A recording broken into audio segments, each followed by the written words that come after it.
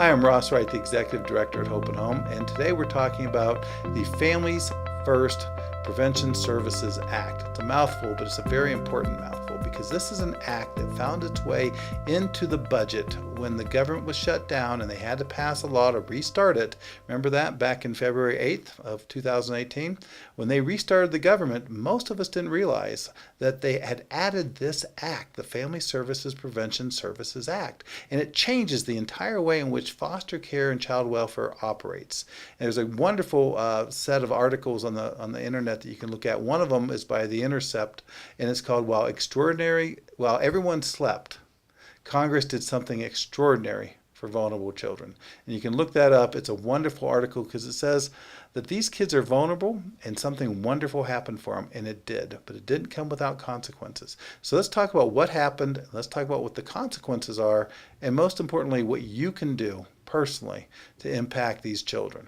First of all, what's the act? The act does two things. One, it uncouples money, and this is a very complicated process, but basically counties or states, depending on where you live, either the county or the state administers social welfare. And in cases where the county does it, the money flows from the federal government to the state to the counties. In states where the state does it, obviously the money goes from the federal government to the states and not through the county. So in either case, though, the money goes back to the federal treasury. So the money comes down from the feds in a way that is very, very carefully prescribed. It comes down in a process called Title 19 and subparagraph 4E, and this is parts of the Social Security Act. It's very complicated, but the bottom line is the money is only available for foster care until this act.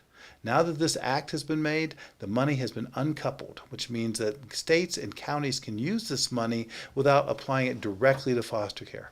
What does that mean? It means that literally billions of dollars are now free for counties and states to use to prevent foster care and not just to use in foster care. An organization that does a lot of monitoring of foster care called the Casey Foundation says that right now about $7 is spent on foster care for every $1 that is spent in prevention. This act, Families First, is designed to change that, to make it so that an equal amount of money can be spent, or maybe even more, can be spent on prevention, and we can have less kids in foster care. And I can tell you, as the director of a foster care agency, I love this bill. I love this act. I want to see less kids in foster care. I want to be put out of business. I really do.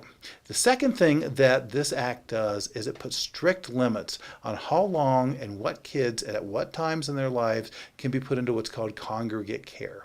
Congregate care is what we typically refer to when we say group homes or residential care facilities. What we know is that these programs are not good for kids, and we've known this for a long time. They're supposed to be temporary, and unfortunately, because the foster care system is so overwhelmed, so burdened, that kids go into these programs and they never get out, even though they don't need to be in them. Residential treatment centers are supposed to be used only for kids that have medical needs or behavioral needs or psychiatric needs. In some way, they need to be there. They're not supposed to be places where kids go simply because there's no bed available anywhere else. Same thing with group homes. Group homes are supposed to be used in a very targeted way for kids that have specific behavioral needs that they can't be at a lower level of care. Unfortunately, though, that's not the case. Both group homes and residential treatment centers are being used for kids that don't need to be in them because there's simply no room at the inn. There's no room for these kids in foster care. So the Families First Act takes money out of foster care and puts it into prevention, so hopefully we have less kids going into foster care to begin with. The second thing it does is say we need more foster care homes and less group homes and residential treatment centers. We've got to step these kids down out of facilities, down out of congregate care and back into foster care. And then hopefully from foster care, that's just a stop on the way to somewhere better, either back home to their biological parents, to relatives, or to being adopted. So our goal is to get kids out of institutionalized care, whether it's foster care, group homes, or residential care. But the main purpose of this goal is let's prevent kids from going in the first place. Let's redirect some of the money that was being used for foster care. Let's unlink it from that service and apply it to prevention. And the second thing it does is gets kids out of congregate care. Now, as I said, there are consequences to this. When was the last time the United States had a comprehensive project that got people out of institutions. Well, if you're as old as I am, or maybe a little bit older, you'll remember that in the 1950s and the 1960s, the United States went through a process called deinstitutionalization. We had as many as 500,000 people living in institutions. And these were adults, who were involuntarily confined into mental hospitals. You might have a hospital in your state. Colorado does, which was a state hospital. And that state hospital had people confined into that program. Some states had as many as 5,000 people living in one hospital.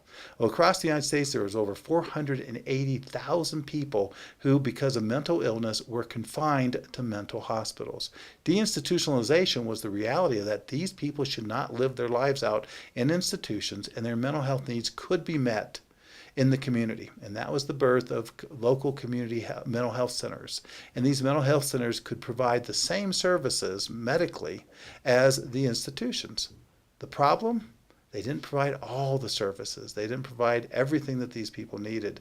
These people had become dependent on the institution to have a place to live.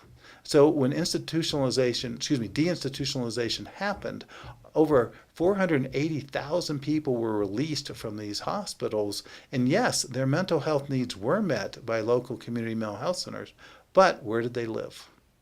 200,000 of these folks ended up in prisons. And over 100,000 of these folks became homeless.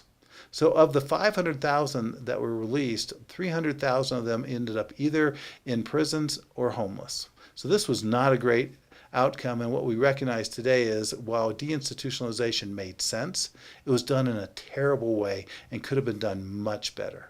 So here we are today with another form of deinstitutionalization. In Colorado, for example, we have 64 counties. In the county that I'm in, we have 150 kids in congregate care. You start to do the math on that, and you realize that in Colorado alone, we have over 1,000 kids that are going to be let out of the institutions they're in. What's the time frame?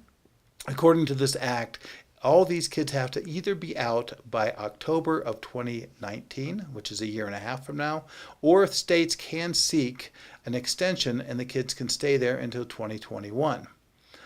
This comes with some challenges, though. Any state that chooses to wait until 2021 doesn't get the money we just talked about earlier that's available for preventive care. So if your state chooses to wait until 2021, then they're not going to get the money that goes into prevention. So the conventional thinking is that most states are going to want that money, and most states are going to push for the kids to be out by October 2019. This means literally thousands and thousands and thousands of children are going to be leaving institutions in the next year and a half.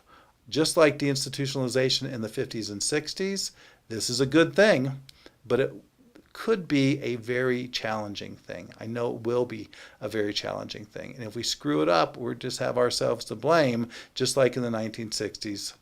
With the deinstitutionalization of mentally ill people. So this is where the challenge is. The moment this law was enacted, I started meeting together with the state of Colorado and different counties to figure out what are we going to do about this? Where are these kids going to go? Because as I said before, foster care is already overtaxed and overburdened, and most agencies like mine are pretty much full. So where are these kids going to go? Simple answer. We all have to pitch in. When I say all of us, I mean all of us. I mean me, I mean you, I mean your church, I mean your community. All of us have to find homes for these kids. It's not easy, it's going to be a challenge, but it can be done. There's no reason for these kids to end up being homeless or incarcerated. And the reality is that's what's going to happen if we're not careful. They will be taken out of institutions and put into homes that seem like they make sense, maybe overburdening kinship homes or kin-like homes, or pushed into foster care where they don't belong, and suddenly a year later the group homes, the congregate care homes are gone, there's nowhere for them to go, and they end up either homeless or incarcerated. We don't want that. So again, what's the solution? All of us.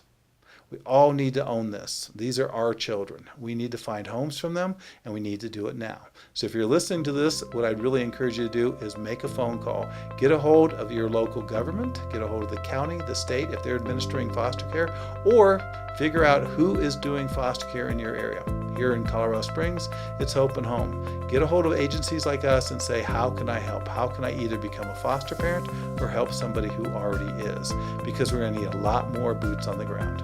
Well, thank you for listening. I'm Ross Wright. We're talking about the Families First Act, and all of us need to own this, and all of us need to fix it. Thank you.